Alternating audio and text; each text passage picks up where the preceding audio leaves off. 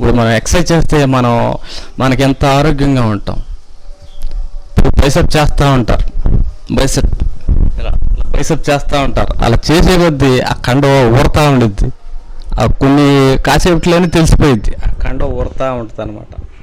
మన అభ్యాసం చేస్తే అభ్యాసం వల్ల మనకి పవర్ లాంటిది వస్తుంది అన్నమాట. ఇప్పుడు నువ్వు జిమ్ ఎక్సర్సైజ్లు అయినా సరే, ఉదాహరణకి రన్నింగ్ చేస్తాం. ఆ రన్నింగ్ చేస్తే గుండెకి చాలా మంచిది.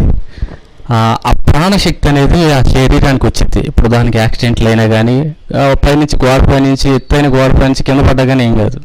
ఇప్పుడు రన్నింగ్ లాంటి జాగింగ్ లాంటి చేసే వాళ్ళకి మంచి ప్రాణశక్తి ఉండుద్ది, ముఖం తేజవంతంగా ఉంటుంది ఉదాహరణకి. అలా అభ్యాసం ఏం చేసిద్దంటే మనల్ని మంచి దృఢంగా ఉంచుతుంది. శారీరక అభ్యాసం వల్ల మన శరీరమే పూర్తిగా మంచిగా ఆరోగ్యంగా బలంగా ఉండటమే కాకుండా మన మనసు కూడా చాలా ఉత్తేజంగా ఉంటుంది. అది మన అందరికీ కూడా తెలిసిన విషయమే. అదేవిధంగా దేవునికి సంబంధించిన అభ్యాసం కూడా మన ఆత్మకి చాలా శక్తినిచ్చిద్ది అన్నమాట.